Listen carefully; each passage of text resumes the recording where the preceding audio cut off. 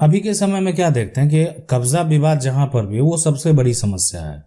और कब्जा विवाद से अगर आप जो है एक तरह से निजात पाना चाहते हैं, यानी आपका भी ऐसा समस्या, बहुत लोगों को तो पता भी नहीं है कि उनके पूर्वज का जो जमीन है वो किनके पास कब्जा है। सिर्फ ये जो है उन्होंने सुना है अपने जो एक तरह से पिता है या दादा है उनसे कि हमारा जमीन इतना सा जमीन था जो कि लोगों के द्वारा अवैध कब्जा किया गया है। ना लोग उसको ढूंढने गए और ना उसको जो है एक तरह से पता किए उसका कागजात। लेकिन अगर क्या उसका कागजात पता कर लेंगे तो संपत्ति को वापस पा सकते हैं।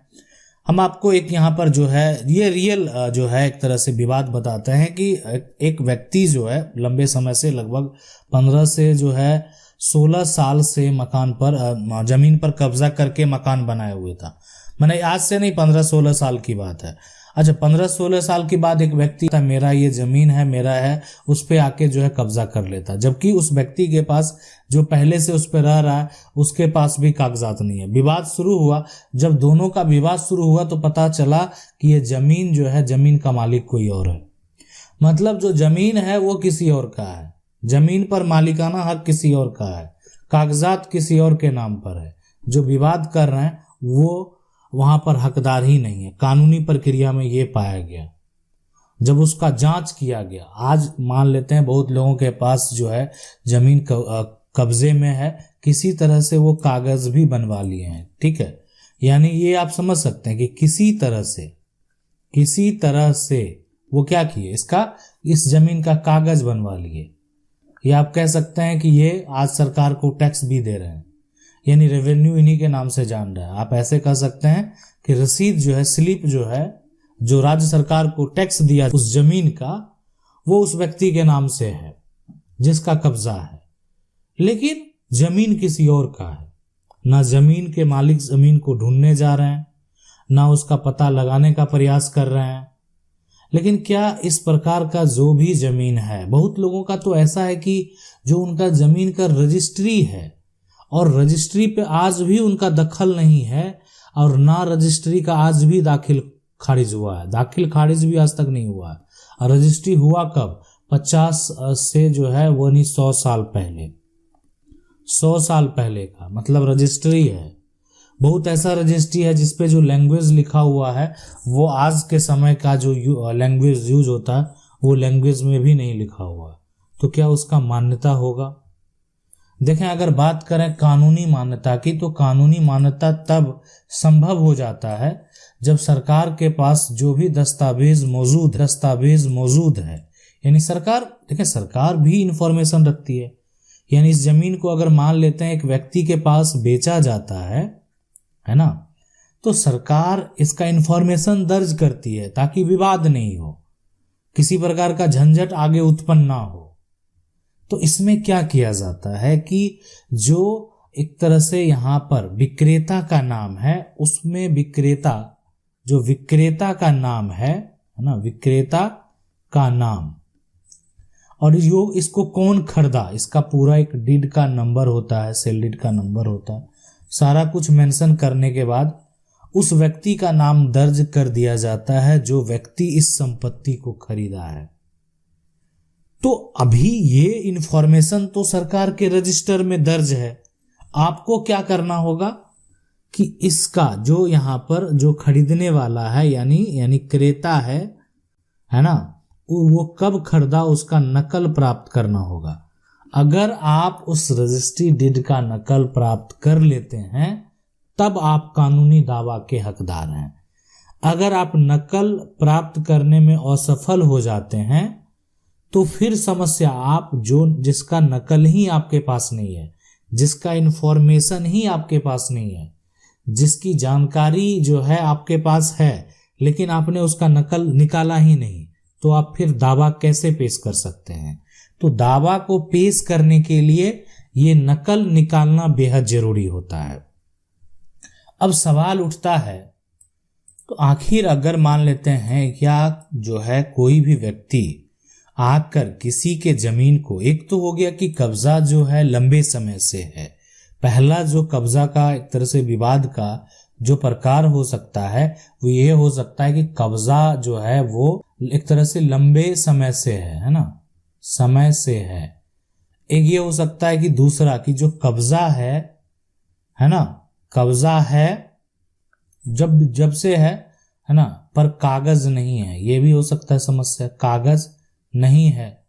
तीसरा ये भी हो सकता है कि कब्जा भी कर लिया है और कब्जा भी है और जो है ना उसके पास जाली कागज भी है, जाली कागज भी है। ये तमाम समस्या हो सकते हैं, है ना। चौथा ये हो सकता है कि जो ये कब्जा है, ठीक है, वो इस तरीके से है ताकि सरकार के द्वारा, मतलब सरकार के द्वारा कब्जा जो किया हुआ, सरकार के द्वारा उसको पट्टा मिला हुआ, मतलब एक तरह से सरकार के द्वारा उसको एक पर्चा दे दिया गया है, ताकि जो पर्चा दे दिया गया, किस लिए दे दिया गया, जीवन यापन करने के लिए जो है उसको एक पर्चा दे दिया गया सरकार के द्वारा, ठीक है।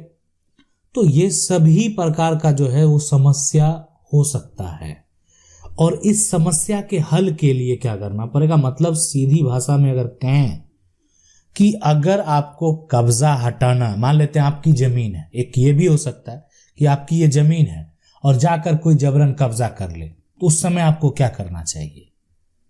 तो पहला काम उस समय उसके ऊपर आपको FIR दर्ज कराना है, ठीक है, यानी ये आपको करना है, ठीक है। दूसरा कि अगर मान लेते हैं पुलिस जो प्रशासन है, जितने भी अधिकारी हैं, आपने वहां पर आवेदन किया है ना, अगर आपके द्वारा आपको जो मदद नहीं किया जा रहा है, तब आपको क्या करना है कि जो न्यायालय है ना, वो न्यायालय में जाना है, यहाँ पर संबंधित जो न्यायालय है, न्यायालय में जाना है। और न्यायालय में जो अगर आप जाएंगे तो वहां पर जो है देखें पावर है, CRPC का जो धारा है 5 और 6 है ना, और 6 के तहत जो है ना उस पर एक्शन लिया जाएगा। और इस तरह का अगर कोई भी अवैध कब्जा अगर किया गया है तो कब्जा इंस्टेंट जो है वो एक तरह से हटाया जाएगा और आपको संपत्ति पर दोबारा जो कब्जा है वो वापस दिला जाएगा। ऐसे में तो कोई भी किसी का संपत्ति, घर, मकान जाकर कब्जा कर लेगा, तो ऐसा नहीं जो है नियम नहीं है। लेकिन समस्या कहाँ उत्पन्न होता है इस केस में जो है ना, कि ऐसे तो किसी के घर पे या जमीन उसके नाम से नहीं है, कोई दावा करता है तो प्रशासन के द्वारा भी एक्शन लिया जाता है। अब प्रशासन के द्वारा नहीं लिया गया तो आप जाके जो न्यायालय जा सकते हैं, मजिस्ट्रेट के पास केस फाइल कर सकते हैं, SDM के पास जा सकते हैं, जिला कलेक्टर के पास जा सकते हैं। तो ये आपके पास जो है एक तरह से है कि आप किस प्रकार जो है एक्शन लेंगे। अब सवाल उठता है कि लेकिन कब्जा लंबे समय से है, विवाद है, थोड़ा ऐसा विवाद है जिसमें कि आपको सिविल कोर्ट जाने की जरूरत है, पुराना मामला है, तो उस केस में आपको सिविल कोर्ट जाना पड़ेगा। मामला पुराना है, आपको सिविल कोर्ट जाना पड़ेगा। सिविल कोर्ट के जो आपके कोई नज़दीकी अगर कोई तरह से सिविल लॉयर हैं तो आप उनसे संपर्क करेंगे, आप अपना सारा समस्या बताएंगे कि आपका क्या समस्या है, क्या कब्जा करके जाली कागज बना लिया है, क्या जो है एक तरह से कब्जा है पर उसके पास कागज नहीं है ना, क्या जो है एक तरह से कब्जा लंबे समय से है, आज से नहीं है, एक तरह से 20 साल 30 साल से कब्जा है, तो कब्जा करके मकान बना हुआ है, कब्जा करके खेती कर रहा है। समस्याएं अलग अलग हो सकते हैं।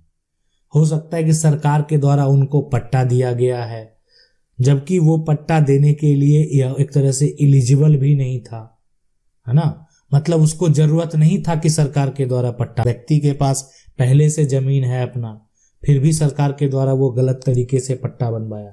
तो विवाद अलग अलग हो सकते हैं। आप किस प्रकार जो है एक तरह के ऊपर कार्रवाई करवाएंगे वो आपके ऊपर डिपेंड करता है, ठीक है। तो अगर आपका इस प्रकार का किसी भी प्रकार का कोई समस्या है, पुराना विवाद है, तो इसमें दस्तावेज का बेहद जरूरी है। मतलब आपके पास ओरिजिनल कागजात होने चाहिए।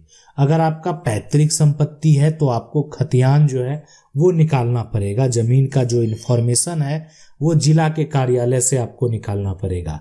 लेकिन अगर आपका जमीन जो है वो एक तरह से खरीदा हुआ है तो आपका जो रजिस्ट्री का नकल है वो आपको प्राप्त करना पड़ेगा, उसके बाद ही आप जो है कुछ कर पाएंगे। तो ये सारा प्रक्रिया करने के बाद जो है एक्शन लिया जा सकता है कि आखिर अब इस पे कैसे जो है कार्य करना है, किस प्रकार से जो है जो वहाँ पर वैसे व्यक्ति हैं जो अवैध तरीके से कब्जा किए हुए हैं उसको किस प्रकार नोटिस भेजना है, किस धारा के अंतर्गत, किस सेक्शन के अंतर्गत जो है उस पर केस फाइल किया जाएगा। तो वो सारा कुछ देखने के बाद जो है वो तय किया जाता है। आशा करते हैं वीडियो अच्छा लगा होगा। वीडियो अच्छा लगा वीडियो को लाइक जरूर कर दें। चैनल को पहली बार देख रहे हैं सब्सक्राइब करके जो बेल आइकन है उसको जरूर दबा लें। मिलते हैं अगले वीडियो में, तब तक के लिए जय हिंद।